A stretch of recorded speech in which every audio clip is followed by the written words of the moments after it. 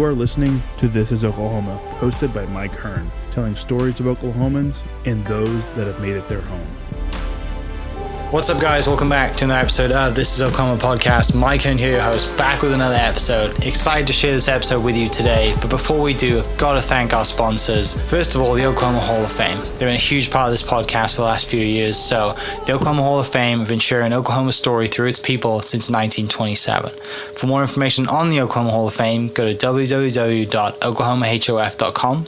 And for daily updates, go to oklahomahof on Instagram and give them a follow. Our other sponsor today is the Chickasaw Nation. Now, the Chickasaw Nation have sponsored pretty much everything in Oklahoma. They're a huge supporter of Oklahoma, and it's an honor to have their name and their brand supporting this podcast. So a huge shout out to Governor Anatobi for supporting this podcast. It really means a lot.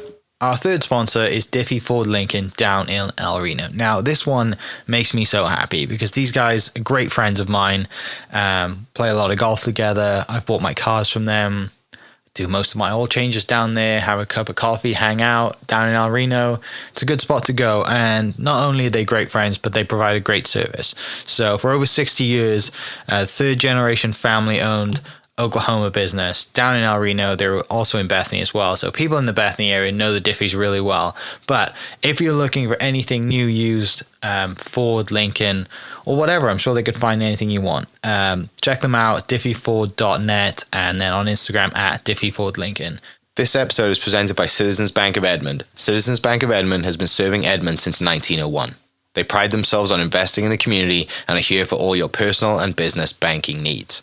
For more information, go to mycitizens.bank and follow them on Instagram at citizensedmond, as well as go bank there because I bank there too. It's been a fantastic personal experience for me. I've had my podcast account there now, my podcast business account there now for 4 years now, I think, and it's been fantastic. So definitely worth your time. They're a great group of people, and they're always there to answer the phone when I forget my password because I seem to forget it daily.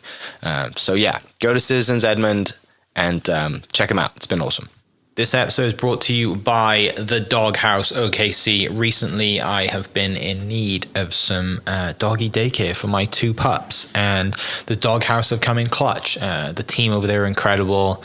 They've taken care of my two golden doodles, and so it's been an honor to partner with them on the podcast and share the love. And the one thing that I do with the sponsors that I have is stuff that I use and recommend, like the Diffies with my car, Hall of Fame. They're awesome. Citizens Banks, where I bank. Chickasaw Nation, huge supporter of Oklahoma. And adding to that is the Dog House. And so if you're in need of doggy daycare in the day or boarding overnight, they do grooming and other cool things too. But I've had a fantastic experience, and it's an honor and a privilege to share this with you too. So go to thedogHouseOKC.com and follow them on Instagram at thedogHouseOKC. And hopefully our pups will run into each other. What's up, guys? Welcome back to another episode of This is Oklahoma. Mike Hearn here, host, back with another episode. We are at Deem Laow right now, so there's a little bit of background noise. The restaurant next door is open. It's Tana Thai, and if you haven't tried it, what do you miss? I mean, you're missing out. You need to come down here and check it out. It's awesome. But it gives me great pleasure to introduce to you our guest today, Rickey Garret, a.k.a. Rick Float, and co-owner of Deem Laow, this wonderful bar setup that we're sat at. If you're watching the video, you need to check it out on YouTube, Facebook, and you're probably watching on Instagram right now. So, mate, pleasure. Thanks for inviting me down to your spot. It's really cool. Absolutely. Thanks for coming. So, let's talk about this spot. It's been open since October? Yeah. We had our grand opening on October 6th of last year. It's me and one of my best friends, Boom. Him and his family have the restaurant next door.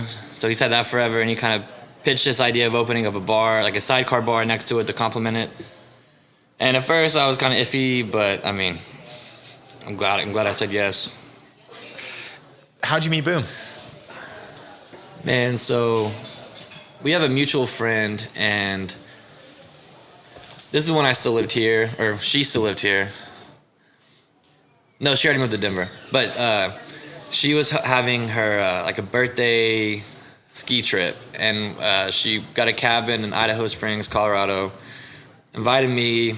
I was big into snowboarding, so I decided to tag along. It was me and then like a bunch of childhood friends. Like they all had known each other for years, and Boom was on the trip.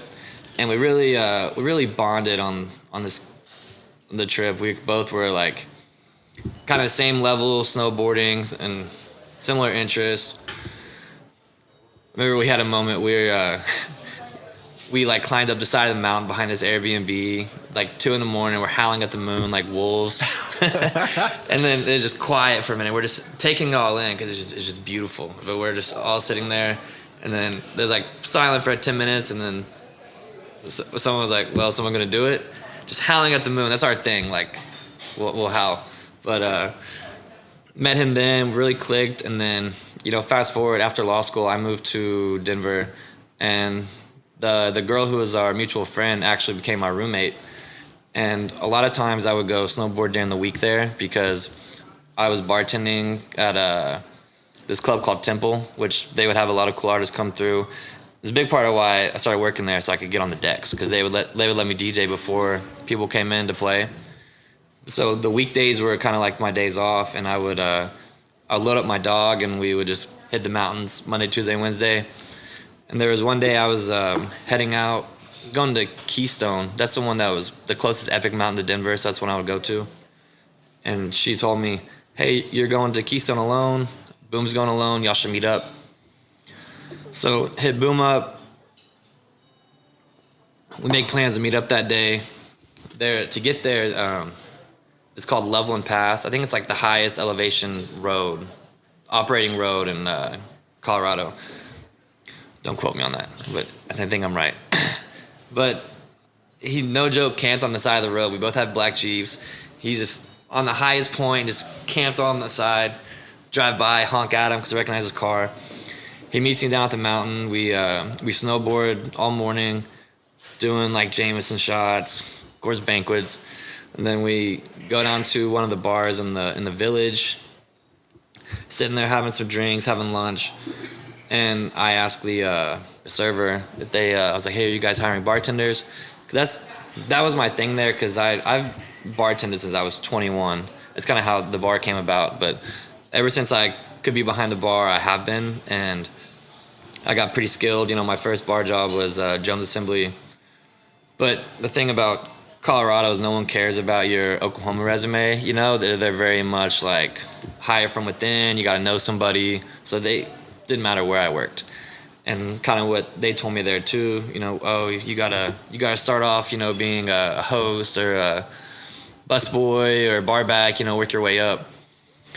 But I was really trying to get like a bar job out there because I wanted to live in a village for a bit. And they basically just like, nah, dude, you got no shot. And then Boom said, well, you ever thought about opening up your own bar? I was like, yeah, it's not that simple, dude. Like, it's like I'm broker than I've ever been. Like, I don't have money to put into a bar right now.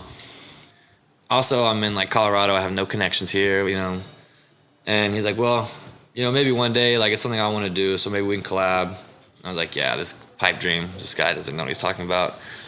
And then, you know, was out there for a year, moved back here, and I ran into him that following summer. I think we were at Bar Balada, and just catching up, like, yo, what's new? Told him, you know, I was back bartending at the place I worked before I moved out there, Sidecar downtown, and I told him I was working there, and he like tapped me. He's like, dude, let's open the bar. What are you doing? I was like, all right, I'm down. And then we got all the paperwork together. We ironed everything out, and then started construction on it that September. And then following September like 29th, we had our soft opening, grand opening, October 6th. Rest is history. So awesome. What's the name stand for?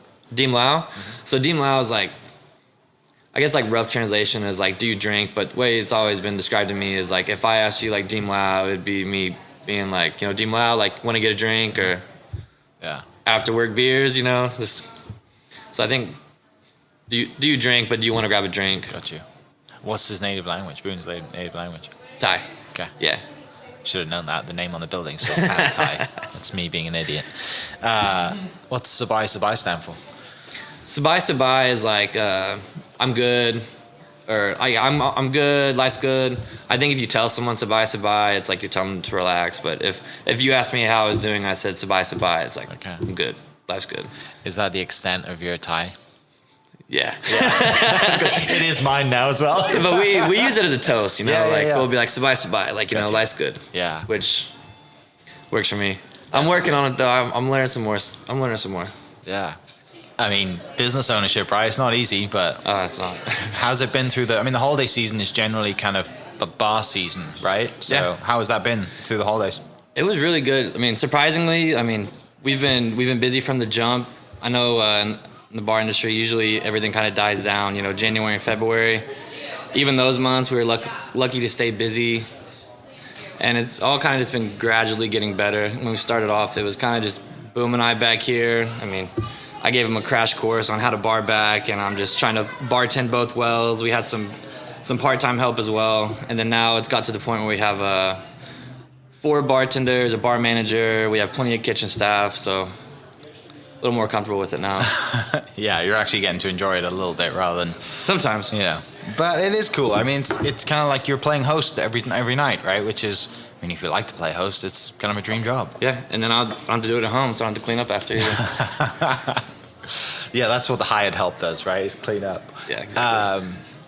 I did see on social media a few days ago, maybe a week ago, that Clint was behind the bar. Clint Walker. He's been on the podcast a few times. So shout out for, what was it, Go Skate Day or whatever it is. It's just such one of the greatest days in Oklahoma City, and I know. Seeing him behind the bar was like, oh, I know that guy. What is he doing behind the bar? So, what's the story behind that? Yeah, so when we first opened, there was one night, Boom pulled me aside, and he was like, hey, you see the guy over there with the beard?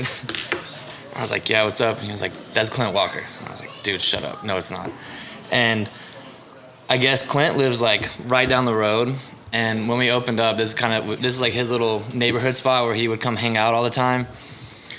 And so I kind of met him, but, you know, I'm doing the thing where, like, I'm playing it cool because he's, like a celebrity. You know, when I was, like, in junior high, my friends and I would huddle around with my computer at my mom's after school, and we're watching his, like, skate highlights.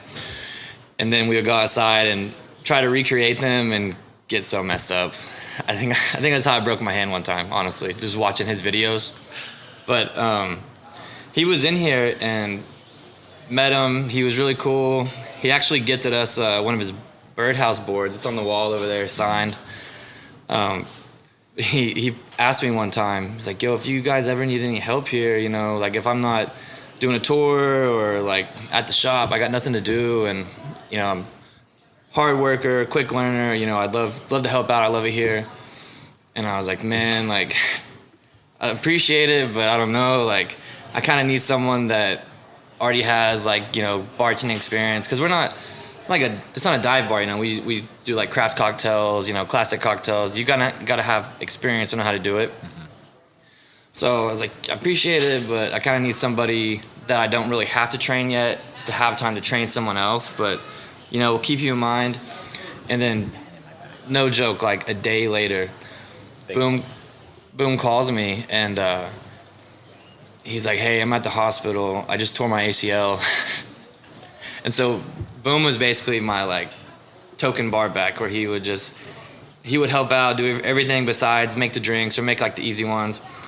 And then I saw Clint. I was like, hey, you still want the job? You're hired. I'm going to teach you how to bar back, and that'll be, you know, it for now. And if we have time, we'll train you on bartending. And so we started bar backing, and then he kind of just picked it up just like that. I think it was a month, and then he was back here making drinks, and he's solid. He's a hard worker. Yeah. But I remember telling him, I'm just iffy because I don't know that I could be your boss. Like, I don't know that I could tell you what to do or be like, hey, you're late or anything like that. But he's been a great part of the team. Everyone loves him. Kind of like what you said, it happens all the time where guys will be in here and they'll just be looking at him like, are you Clint Walker? I love having him on. It's kind of surreal sometimes. Yeah. How'd you meet him? I met him here. Oh, you just met him here? Yeah, Okay. that's how I met him, was Boom pointed him out to me. Yeah, he's for people that don't know, one of Oklahoma's greatest skateboarders, and brought Tony Hawk here, and I have a board off him as well, which is in my office, which is it's cool, right? And you see some of the stuff. Just YouTube him. Like, some of the stuff he's done is insane. It should say, "Don't try this at home," though. It definitely should say that. But I do love. You know what his first skateboard was? Have you seen it? So his dad, so when you're a skateboarder for Birdhouse, every year you kind of get a few decks, right?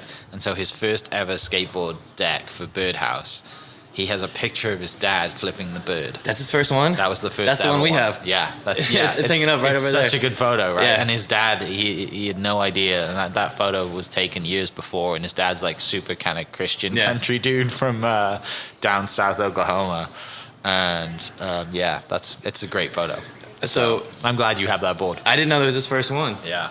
But his dad was actually been here a couple of times, and he actually helped us out. We had an issue with the back door not locking, and his dad came up here, helped us out with it. We were trying to pay him, and he was like, just pay for our food, take care of Clint's dad for a little while. And while he was here, Boom asked him to recreate the photo, so we have a picture of him right in front of the board doing the exact same thing. There are a few stickers rolling around as well. Clint was handing out stickers. I did one on my case, but I kind of had to cover it up. Yeah. Man, that's awesome. And so it's been a lot of fun.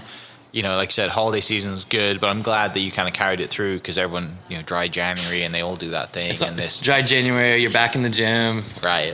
It is double whammy. All those New Year's resolution people that last 15 days. I'm not one of them. I'm still going, but it is fun to come hang out, and I mean, you can still come out here and you don't have to drink, right? You got food. It's a cool vibe in here. Yeah, we got food. I mean, we have mocktails.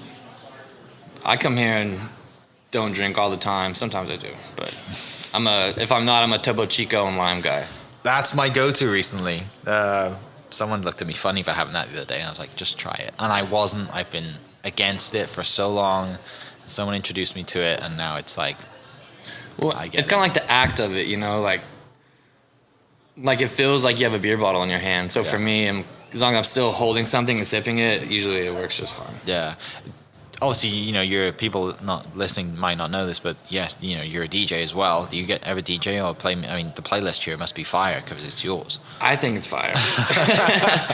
I have one I made specifically for kind of like casual times here with, there's the after work crowd. Sometimes they're a little bit older. You don't want anything super explicit, or you can have kids in here until 9 o'clock as long as they're at one of the tables, not the bar top, but while the restaurant's open, we can have kids. So I have a playlist I made kind of for that time where you shouldn't be worried about changing songs, but it's a little something for everybody.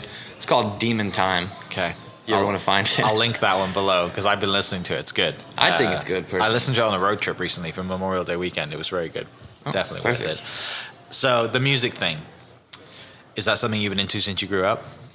Yeah, I've always been really big into music. I think I get that from my mom. My mom, I remember when I was little, like if she's at home, there's always music playing. Like when we're cleaning the house, she's playing like the '90s house bops or whatever. I specifically remember it was like this one tape. It was like, now that's what I call music, like 4 or something. Now it's like 150 or something, exactly. Maybe more than that. But she would play it all the time, and it had this one Usher song. It was like, "You Got It Bad."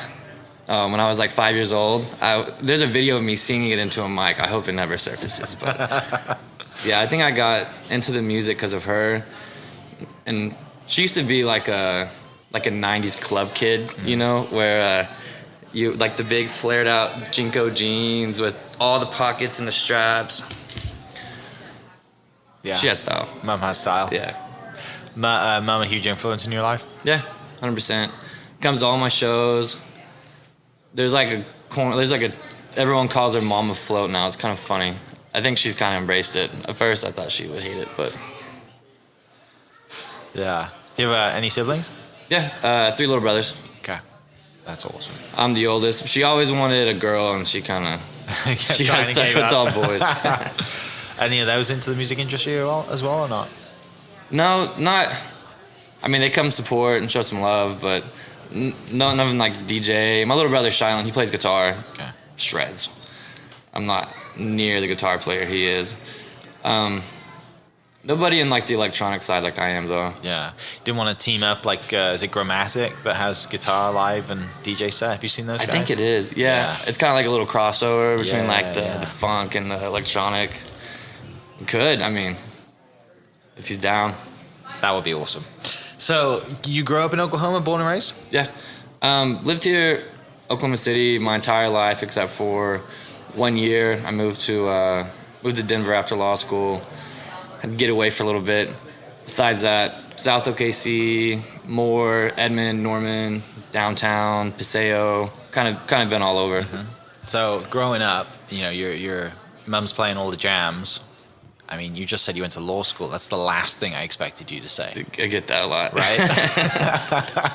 So, like, what's the, when you're, like, in high school, what's the plan? What do you think you're going to do? Are you big into sports as well as, thinking about career and life? I mean, what's that time like? When I was in high school, I wanted to be a lawyer. I played sports, but it was decent, but it wasn't ever something that I thought that I could, really pursue.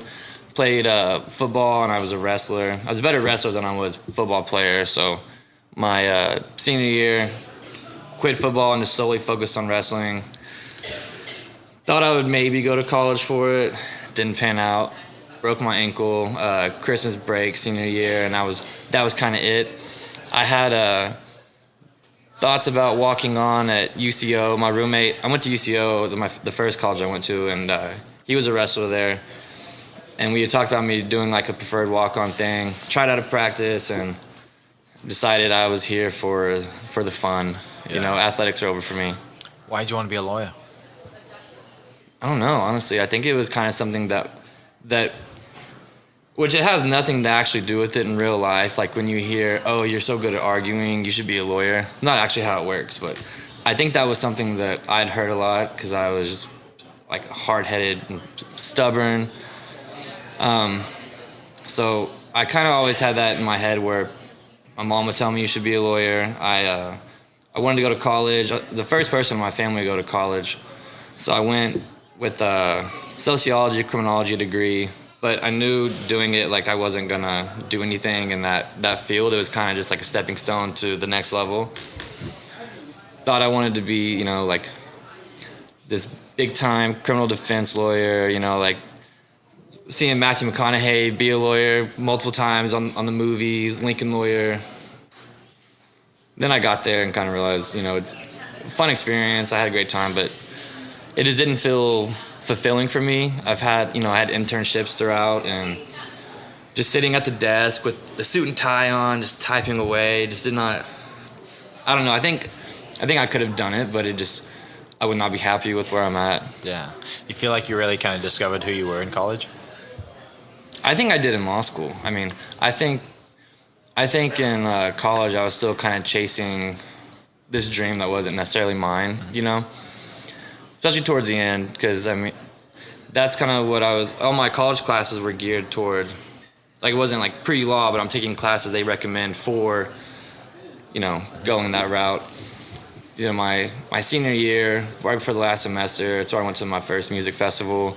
And I think that kind of opened up my eyes to this whole other side of things. Because before that, I don't think I even really went to any concerts. It was kind of just, listening to music on Spotify, Apple Music, YouTube videos. But that was my first real experience of, being in an environment like that where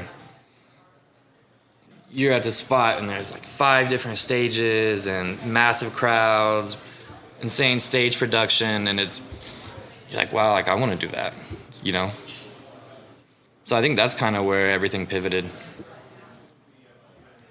Yeah, that first festival feeling, it's hard to beat. And it wasn't even planned. It was very spur of the moment because one of my best friends in college, he was from Los Angeles, and his parents would do this thing where either getting him back to Norman from LA or vice versa, he would pay for your flight there or back to help drive him. Because I don't know if you made the drive before, but it's just a long drive. He didn't tell us before the drive that his radio didn't work in the car, but it's okay. We're playing music with like our phone and like a cup to kind of like amplify it. But it was totally worth it. You're basically getting a free stay in Los Angeles for a week to just, help drive your friend home. Yeah.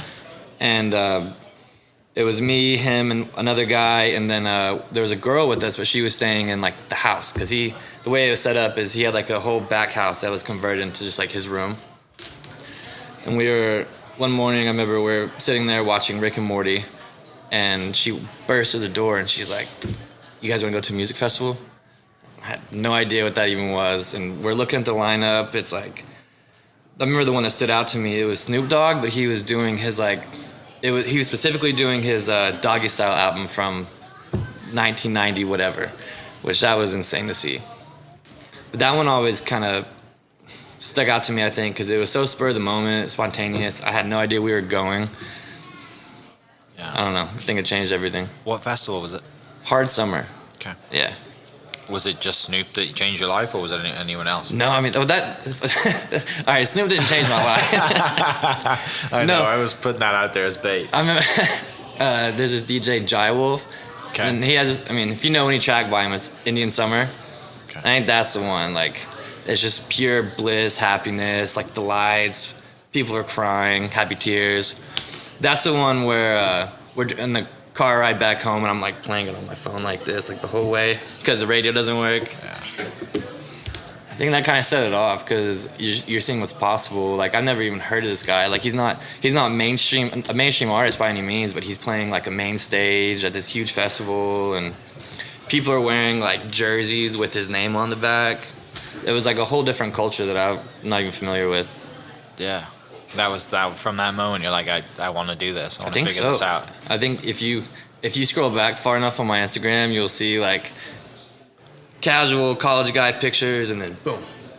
Did you? Do you get home and just buy decks and think I'm going to do this now? Is it that kind of that soon of a pivot? No, I think that was actually a couple more years down the line. I think that's just kind of where I started going to festivals more frequently, and checking out that kind of music. It's a big way of how I would actually discover music. Is it's kind of a cheat code, honestly. If you look up, it's like Bonnaroo or something, and you see their lineup, you start at the bottom, the names you don't know, the smallest ones, and you just go through, check their songs, work your way all the way up. But I didn't buy decks until it was the first festival after COVID. The first electronic one, anyway. Ubby Dubby, and it's like south of Dallas at like a race speedway.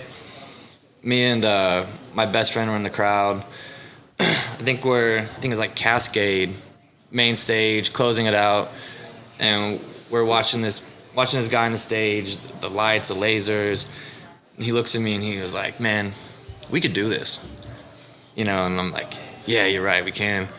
Came home, immediately bought some decks, and tormented our friends all summer, sitting on his couch with our little starter kit, just playing music way too loud, horrible mixing. They all put up with it though, but I mean, at first it was rough. You got to go through that though, right? Yeah. That's how you learn, right? YouTube University, Googling stuff, figuring it out, and finding, then you begin the process of finding your sound. Right, and it's all trial and error, know. That's just the hard part though, is when you're trying to get in front of an audience. Like, I don't want to do that on a stage, but if I'm doing it, at a house party with my friends around, people who are comfortable to tell you like, "Hey, that one wasn't it," Let's move on from that. Hand out the. Hey, Boom. What's up, man? I'm crashing real quick, man. This is Boom, the guy we were talking about. What up? How you doing? I'll get behind the camera after this. Unless when you're nervous and you want me to be watching. What's up? Just don't record me yourself. Only this one. Yeah, I got talking mad shit about you this whole time. As far as like that first experience, and then going to the race course down in Dallas, going to more festivals, any standout experiences come from that? Just like in the festival in general, or just? As a fan, or now as a DJ as well. Yeah, I'll tell you one of my funniest experiences is that exact same festival. We accidentally left one of my friends there. we were trying to sneak into the campgrounds, because it's like there were campgrounds on the side of it, and we were trying to rush through after, and everyone got through except for one girl. So I went back and I was like, okay, well, we're gonna try to get through. Like, we'll see if we can do it. While we were trying to get her through, one person went to the bathroom. He was in like the porta potty, and he was there when everyone realized we couldn't get through. So everyone else came out, and we were like, all right, fun's over. Let's get back to the Airbnb. And we are completely out. Like, we're past the exit. We're all walking, all 13 of us. And then someone was like, hey, where's Shay? We're looking around. No Shay. Phone's dead. Didn't even have his phone. The phone's dead. We can't get back into the grounds, anything. We tried for like an hour to wait for him to see if he would come to the cars. Never came. All right, we gotta call it.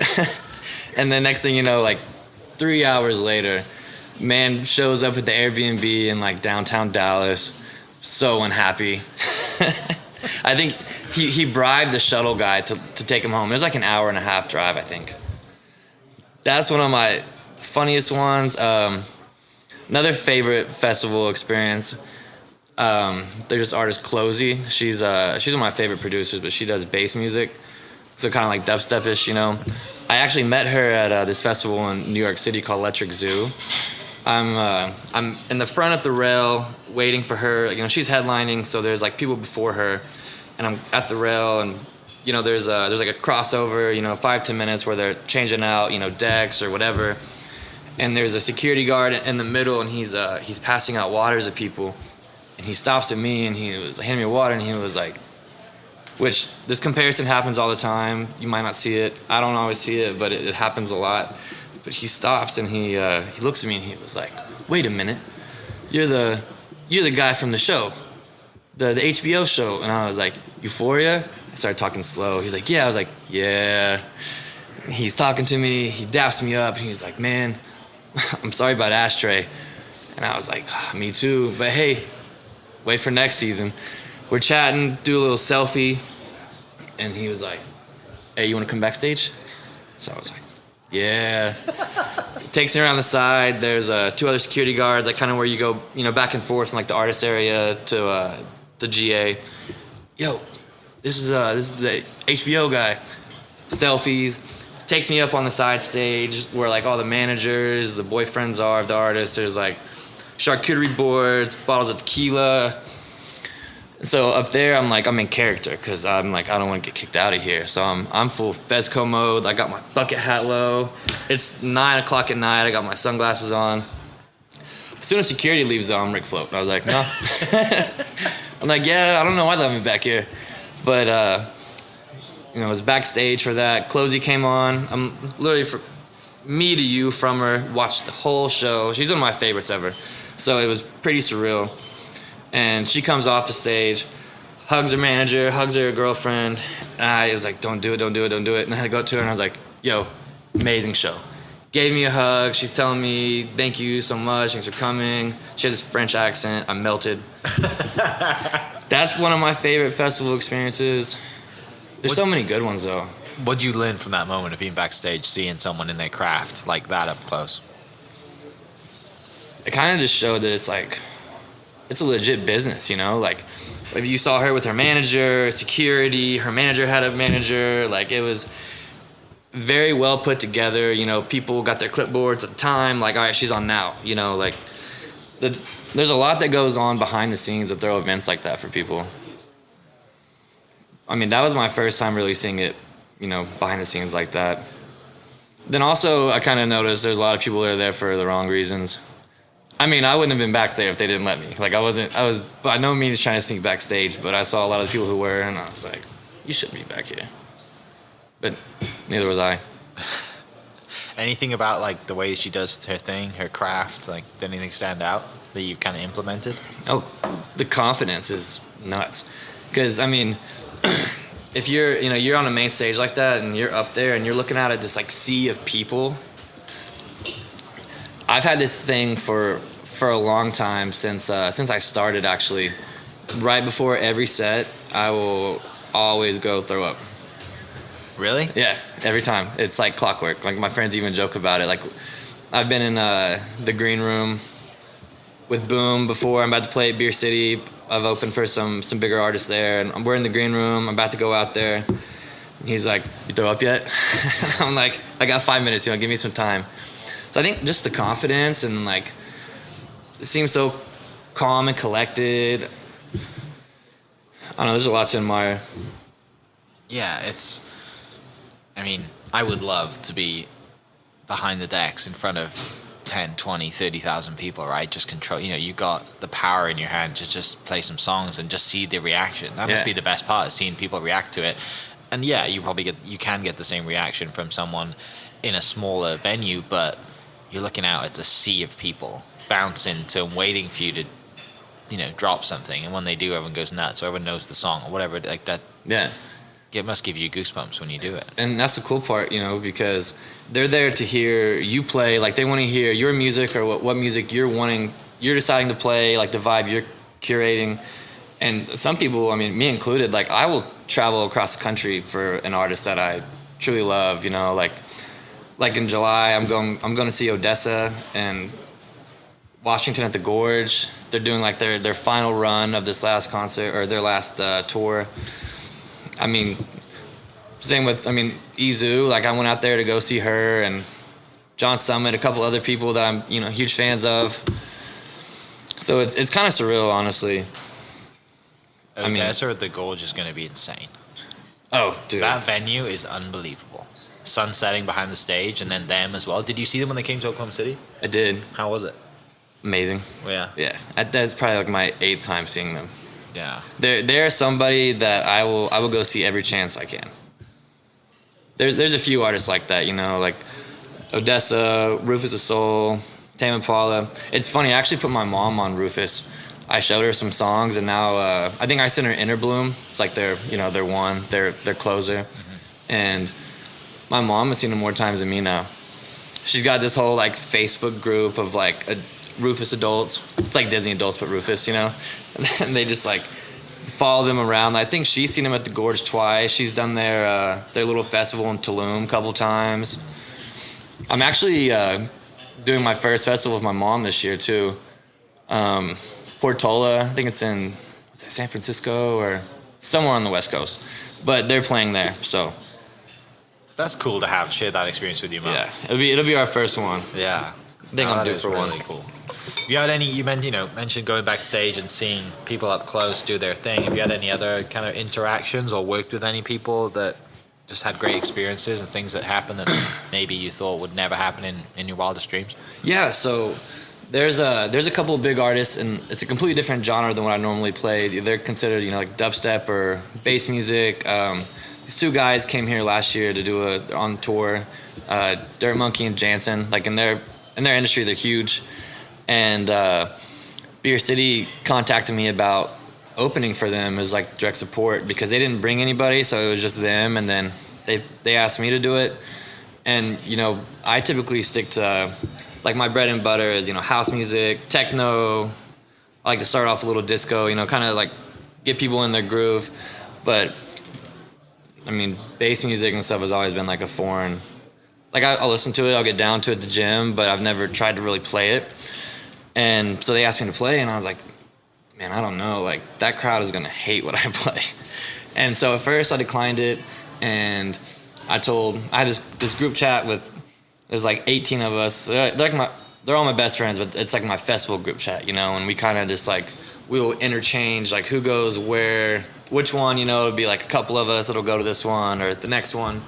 And I was telling them about it, and everyone said to me, like, are you an idiot? Like, do it. Step out of your comfort zone, do something different. And it was a quick turnaround too. I think I had like 3 days. So I went ahead and said yes, curated like a completely different set. Completely different for me. I was so scared I was going to butcher it. But I went out there, changed my genre up a little bit. I recorded it actually, and it's funny. It's the one that I was most unsure about, but it has like the most views or listens on my SoundCloud. But I was at home practicing, going over everything, and I was at home doing it barefoot. And I was thinking, you play how you practice. So the only time I've ever done it, I went there and DJ'd barefoot. And did my set, and I'm back in the green room, and I'm putting my socks and shoes on. And then Jansen walks in, and he was like, barefoot? I haven't done that in a while. And I was like, yeah, I felt like I had to be grounded for this one. And started talking with him for a minute, and then Dirt Monkey comes in, him and his girlfriend, and he's like, you just play? And I was like, yeah. And he's like, yeah, good set, man. We just caught the last 30 minutes of it. I was like, Thanks, man. Validation. And I go back out there to watch for a little bit, because the way they had it set up is like one of them went, the other one went, and then they did like a B2B at the very end. And Boom shows up, and I was like, hey, I don't think I can get green room access this time. Like they're pretty strict on who comes in when there's like touring artists. Next thing I know, he just pops in, and he goes, oh, y'all don't know Rick Float? I was like, oh, come on, man. It was fine though. Number one fan. It was fine. We got my little brother in there. I was eating Jansen's hummus. Sorry, man, but put me on. The first time I ever had hummus, actually. That one's a cool one. I played direct support for Omnom. I don't know if you know who that is. He's got that new track, Losing Control. Okay. Yeah. Kind of blown up. I'm pretty sure Cascade was like the Super Bowl DJ. He played on Super Bowl. But he was in town. Me and my friend Jinzo, we did a B2B opening for him. So before our set, we met Omnom in the green room. Very cool guy. I knew that he was going to, it was not necessarily like a festival. It was like a mini festival. So John Summit does his own event called Experts Only, where he does different locations. And I knew Omnom was playing that in a couple weeks. So I told him I'd be there. I was trying to, kind of collab. Mm-hmm. But he was cool. And then that most recent one, John Summit's Experts Only thing, it was in the Caverns in Tennessee. Have you been there? I have not. How was that? Dude, the Caverns are nuts. So it's like this, it's out in the middle of nowhere, but it's this underground venue in these caves. And it looks insane. Like, you have to look up pictures of it. I got videos too. But yeah, it's just massive stage underground. It's kind of cold in there when you think about it. But I saw they had an open decks on the lineup, because the way it was set up, it would be, four main people, and then, John Summit close it out. Then, then there's the afters, which are in the caverns. So like the main stuff was all above it, like on a big stage, but then the afters all in the caverns. And then same thing for day 2. And on the afters, he would play some late night closing set. But during the day, and it's kind of smart, instead of having to book extra talent, they had an open decks thing where you could sign up. So I signed up, and I drove 13 hours to go play open decks, just hoping that I would play in front of like John Summit or the right people or like, the right ears. And so day 2 was when I was scheduled, and I had like an early slot, like 1 o'clock or something. So no one's even there yet, but I'm playing, and there's a little bit of a crowd forming, but no one's really back there. His team's back there, but no one really, like I was hoping I'd play in front of him. Played, next guy came on, and I kind of just left. Some people that were in the crowd were like, hey, we got some decks in the camp, you want to come play? I was like, yeah, why not? So I left for a couple hours. I'm walking back towards the open decks. It was at this little stage setup they called the Lodge, and one of his team members waved me down, and I knew this was a good idea. I had this pink fuzzy bucket hat. I was like, I should wear something that would make me stand out in case they try to find me, or, oh, it was the guy at the pink bucket. So they waved me down, and they're like, hey, we're done with open decks, but they want to keep it going. Do you want to hop back on? Everyone seemed to like it earlier, and I was like, USB's right here, And so I'm playing, and it's packed in there now, where it's like kind of like you can't get back there unless you're like VIP or artist passes or whatever. But I'm playing, and there's a decent crowd. And out of nowhere, the crowd just like swarms forward. Oh man, they love this track. I turn around, John Summit's right behind me. This other DJ, Ranger Truco's right behind me, and they're just standing right behind me, just talking. And I look, like, oh no, my leg is like tapping like 100 beats per minute. Finished my set. Somebody else came on, and they let me stay back there. I was trying to find a way to approach him to not be like, hey, did you see me play? Or, like, trying to find a good way to... Be cool. Yeah, but kind of, meet him, but also try to, like... I was there. I wasn't there for vacation. I was there to play. Yeah. And so I finally got a chance, was talking to him, and was like, yo, John, I'm Rickey. Good to meet you. Dude, I appreciate you setting this up. Like, I got to play twice today, had a blast. So that was me kind of being like, hey, I just played twice, But then I was like, appreciate you throwing it on. Started talking, and he asked where I was from. I told him Oklahoma City, and he was like, oh, nice. Like, how's the scene there? And I was like, oh, it's actually growing, quite a bit. I was like, actually, your boy Amnon was just here a couple weeks ago and played the same show as him. Chatted for a minute. Someone from his team got my Instagram. I don't know if anything's gonna come from it, but that was he was probably the biggest artist that I've played in front of, or actually met. But I mean, to play in front of him was really cool. He might not remember it, but I do. Well, and you never know, right? One of his team's watching your social media. People are always watching. You can never see it, but someone's always watching. And the beauty of social media is that someone around the world could see one song. And I mean, how many people go viral from just one set or one clip? And that's everyone's kind of thing now. And you've got to do it. And it's smart to video and put that out there. As much as you might irritate the 10 to 15 people who follow you literally every day that see you, like. Don't follow me then, right? You're putting it out there, which is part of what you got to do, and it's all worth it if that one person sees it. And you get a phone call, and you're like, "Hey, come play this festival for us." Those 10 to 15 you're talking about, that's what always cracks me up. It's like I'll post something, and then I'll notice like right after I'll lose like one follower. I'm like, what was it about that was like that's a final straw? Right. I'm unfollowing this guy. You mentioned the scene here. Talk a little bit about that. Yeah, so I mean, you wouldn't expect it. People think of Oklahoma City, like when I meet people like at festivals or just out of town, they have this idea of Oklahoma City that we like ride horses to school, and which I mean, I might have the exact number wrong, but I'm pretty sure we're like the 20th largest city now. I mean, place is booming, especially ever since the Thunder got here. I feel like everything has just exploded. But I mean, there's actually a decent electronic scene here. There's some great events, like there's a House Lab. They do a good job of bringing people together for that. My friend Abby, she throws electronic pony on Wednesdays now, which Wednesday's always been kind of this like, believe it or not, like an electronic night. Camps on a Wednesday. Yeah, Robotic Wednesday. Robotic Wednesdays. That's a throwback for anyone listening that remembers Robotic Wednesdays. Man, I saw Post Malone at Robotic Wednesday for $5. Isn't that crazy? Like he was just starting to blow up on SoundCloud. I think all he had was White Iverson.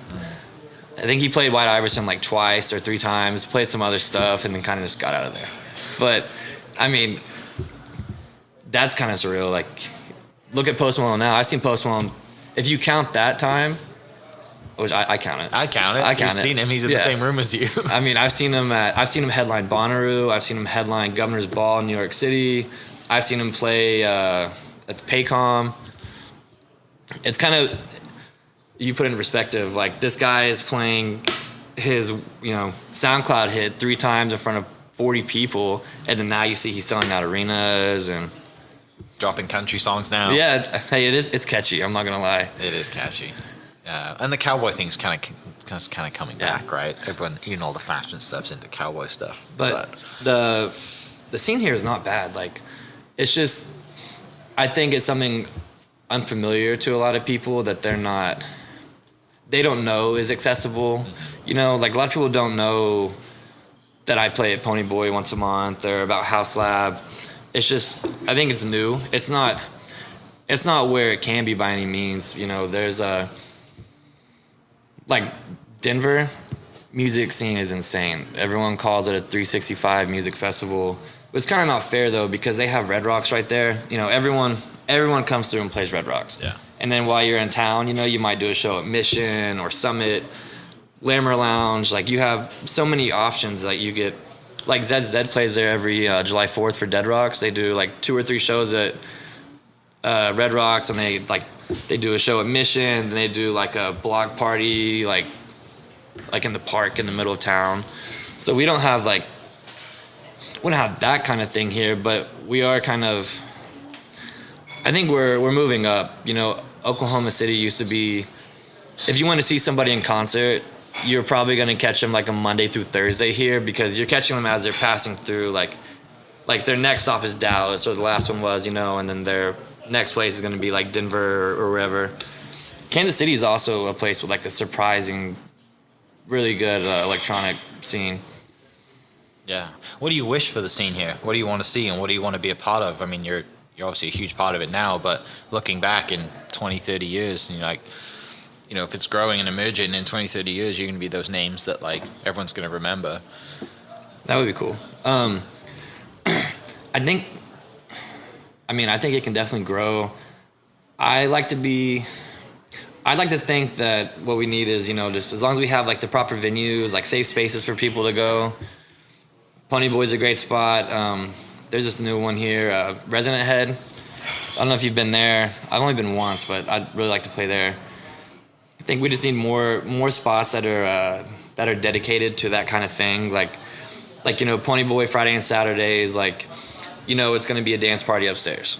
And they do a good job about, interchanging different DJs, different talent. Like I probably could play there more, but I like to keep it to once a month. It's because anyone who like follows me or wants to come to my shows, they know that, in the month of May, like it's not every 4 weeks, but every month at some point, I will play Pony Boy, and that's my favorite spot because I play 3+ hours extended set, no cuts, no breaks. The thing that I would like to see for the scene here is I wish we had our own St. Vitus though. What do you mean? So there's a spot in Tulsa called St. Vitus. Okay. I think it is hands down the best music venue in the state. What's so special about it? Man, it's like, I could be wrong about it looks like it's like a little church on the inside. It's super tight. It's very dark. It feels like I'm in a warehouse in like Berlin underground. They have these crazy lights that go around the top, but it's very dark. I mean, you go there, you hear solid underground house music or techno. It's not the DJ's not on a stage, so it's not like a look at me performance. You're in like a little booth, with glass around you. They're very strict. There's signs that tell you, like you got to stay between like these decibels. I'm actually playing there later in the year. I cannot wait. I've only played there one time before. Oh, nice. Looking forward to that. But something like that, I'd like to get we need more like warehouse scenes here. Yeah.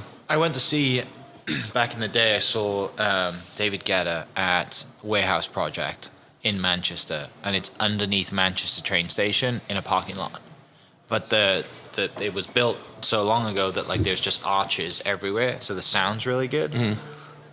One of the best times it's just you're in an underground parking lot. Yeah. Right. David Guetta plays arenas now, but you're in an underground parking lot. This is 2012 maybe, something like that.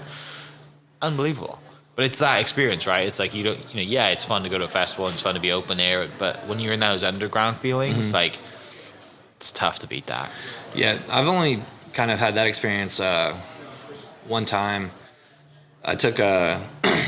I was on winter break in law school. I think it was my 1L year, my first year, and me and my roommate, we went to Europe, and all we knew is we had a flight to Berlin, and then a couple weeks later, a flight out of Berlin. So it kind of left everything completely open, and we kind of just went as we wanted to, a couple of days, and it's like, all right, let's, check trains, planes, buses, where we want to go next.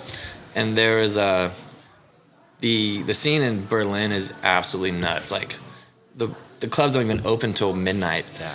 And they're very strict. A lot of them you have to put like a sticker over your phone camera but that was my first like underground experience like that. I'm go to this club that just opened. It's like 2 a.m. So dark and grimy in there. You can't even hardly see the person next to you. That's something I'd like to have here. All about the music. Yeah. Yeah. It's about the music. Like there's not phones, It's people are solely there for that. Yeah. Take a sip of water. I think you need it. I probably do. The 2 shots of espresso got me. Yeah, it's like mainlining espresso over here. On the other side of that, we do have great sunsets when the sun actually is setting and it's not 1,000,000 degrees outside. It is quite pleasant to be sat on a patio somewhere. Yeah. We're pretty close to Lake Hefner, probably some of the best sunsets in Oklahoma City. But do you have any, kind of Cafe Mambo vibes, anything about thinking of doing any rooftop sets or anything like that coming up? Yeah, I'm actually working on that right now. I'm trying to find the right venue, but I'd like to do a rooftop summer series. There's a spot I play in Dallas that does that. It's called Sunset Sessions on Sundays. It's on the rooftop of this venue called Greenlight Social. It's called the Ruby Room. Played there 3 or 4 times now, but it's one of my favorite places to play. They have you on this rooftop, and like the whole backdrop behind you is just downtown Dallas. I'd like to do something like that. There's a couple of places we're looking at, but haven't nailed it down just yet. Yeah, there's some great rooftops. They're probably not big enough though. Like when you think of downtown, I think of Parlor. Parlor's got a good rooftop, but it's not. Yeah.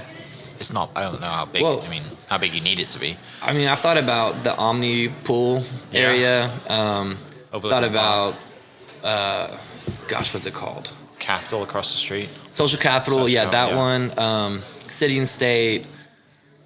It's got to find a solid rooftop. Yeah.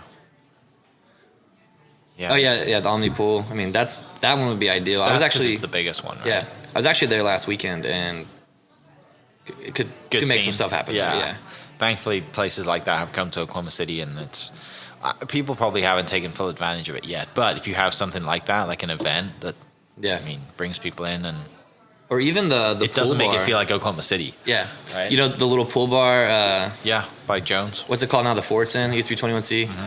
Yeah, that could be. Just throw an underground party here. Just throw an underground. We've talked about it. Yeah.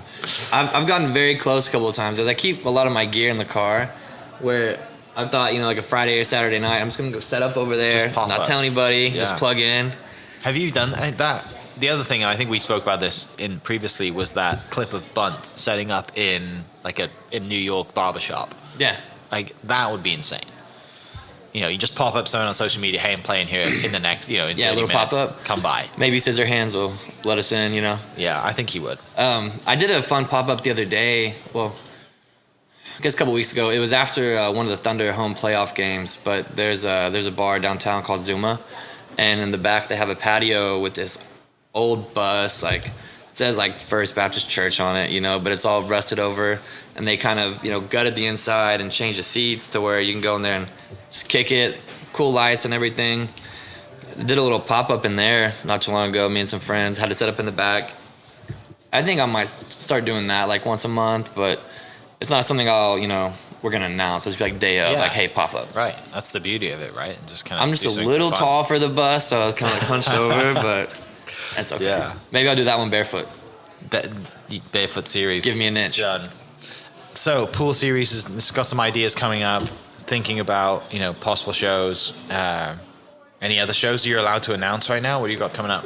Yeah, next Saturday, June 8th, playing at Pony Boy. That'll be my one OKC show for the month. Then I'm going down to Dallas the last weekend.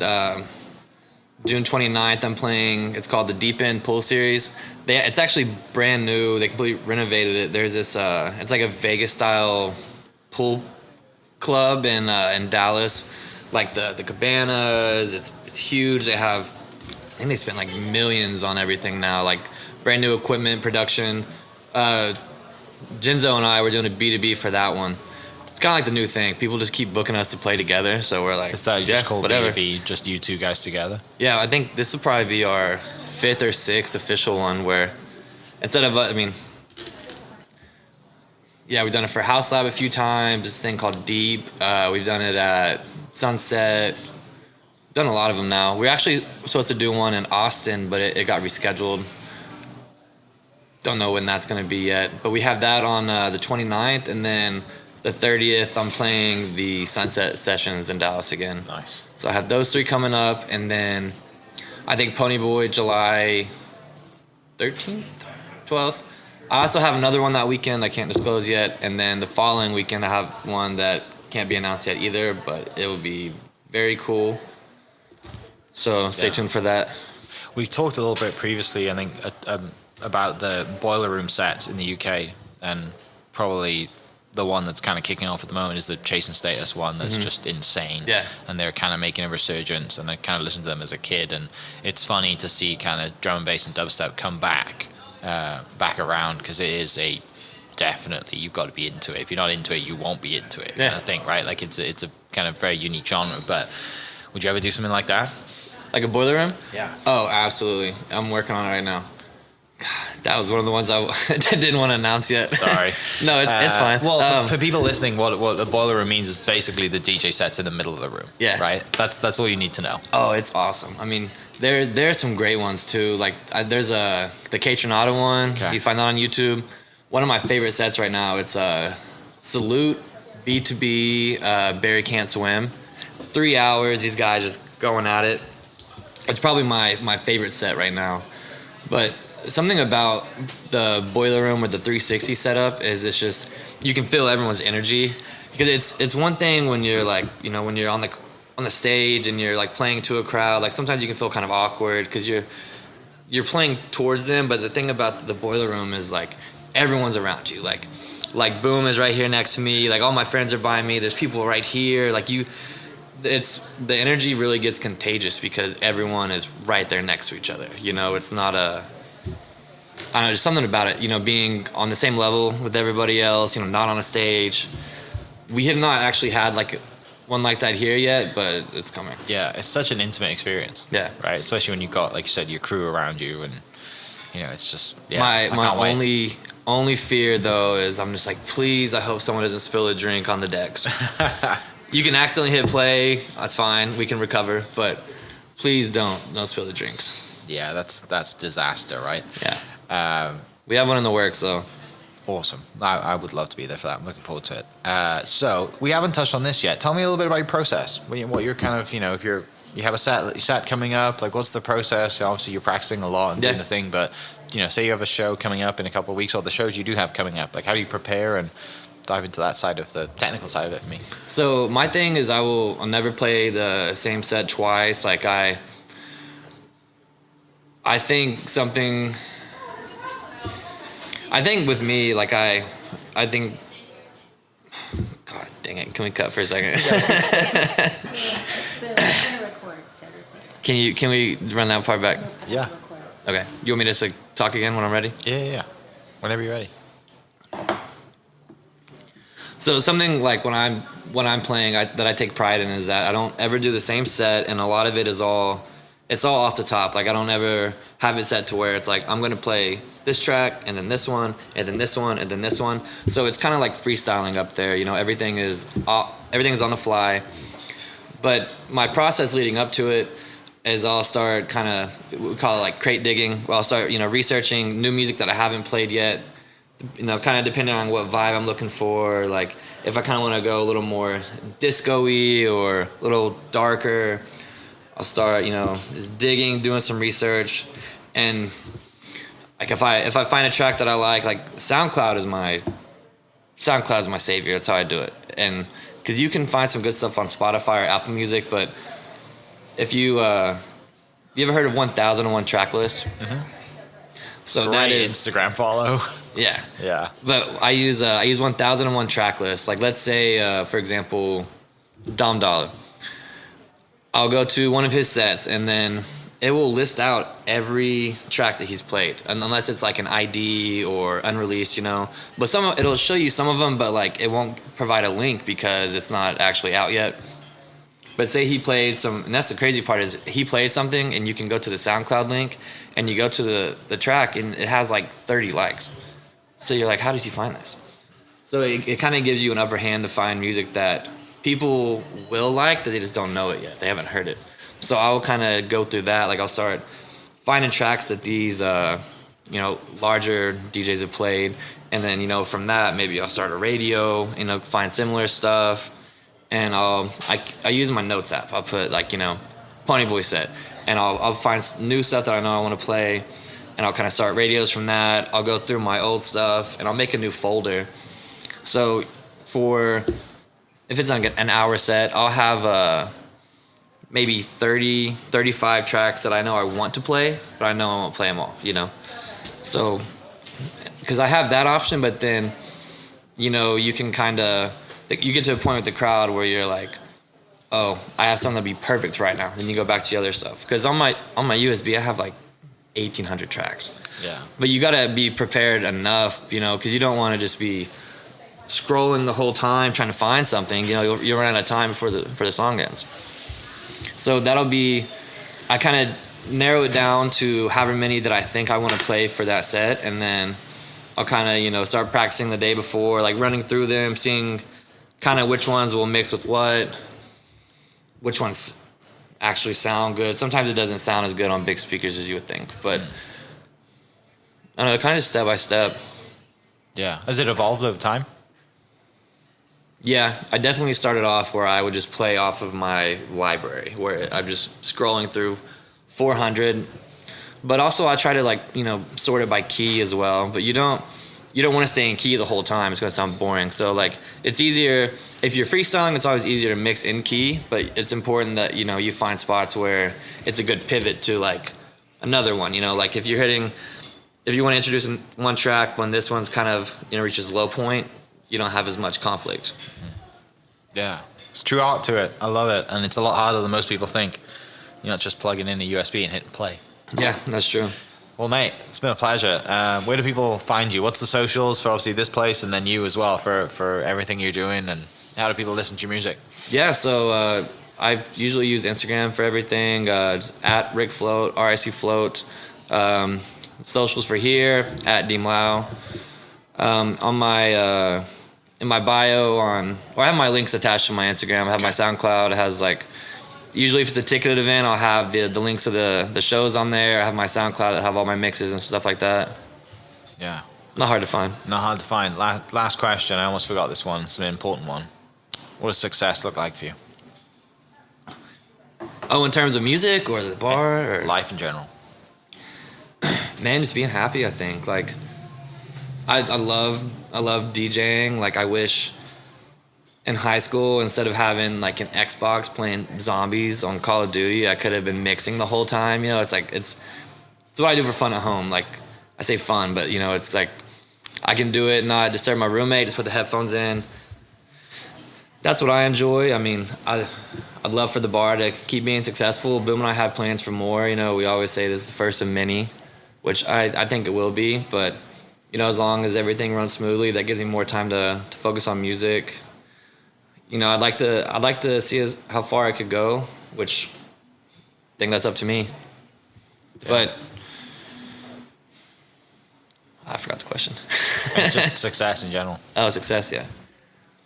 Yeah, I mean, I would like to not have to worry about anything financially, but, you know, just happiness. Like, I think that's about it for me. Yeah. Awesome. Well, mate, great telling stories. Can't wait to listen to you live. And for people listening, swing by Deem Laow for awesome cocktails, vibes, and sabai. Sabai.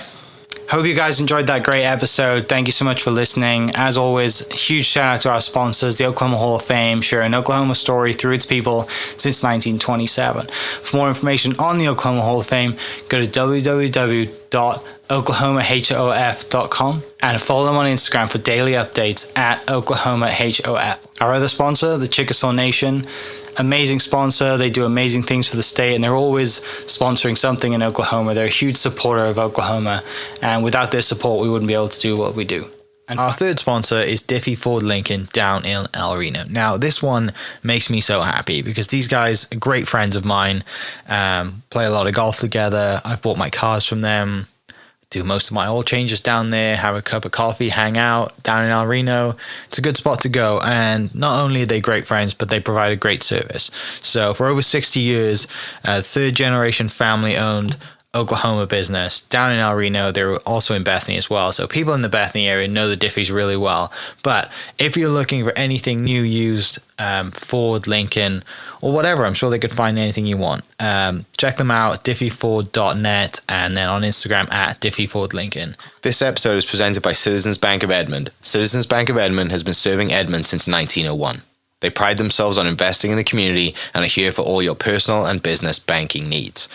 For more information, go to mycitizens.bank and follow them on Instagram at citizensedmond, as well as go bank there, because I bank there too. It's been a fantastic personal experience for me. I've had my podcast account there now, my podcast business account there now for 4 years now, I think, and it's been fantastic. So definitely worth your time. They're a great group of people, and they're always there to answer the phone when I forget my password, because I seem to forget it daily.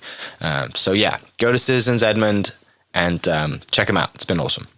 This episode is brought to you by the Dog House OKC. Recently, I have been in need of some doggy daycare for my 2 pups, and the Dog House have come in clutch. The team over there are incredible. They've taken care of my 2 golden doodles, and so it's been an honor to partner with them on the podcast and share the love. And the one thing that I do with the sponsors that I have is stuff that I use and recommend, like the Diffies with my car, Hall of Fame. They're awesome. Citizens Bank's where I bank. Chickasaw Nation, huge supporter of Oklahoma. And adding to that is the Dog House. And so if you're in need of doggy daycare in the day or boarding overnight, they do grooming and other cool things too. But I've had a fantastic experience, and it's an honor and a privilege to share this with you too. So go to thedoghouseokc.com and follow them on Instagram at thedoghouseokc. And hopefully our pups will run into each other. Thank you for listening. We are inspired by those around us and hope that you are too. Make sure you subscribe to this podcast on your favorite podcast platform and leave us a review so we can keep telling your stories. For more great Oklahoma content, follow This Is Oklahoma on Facebook and Instagram.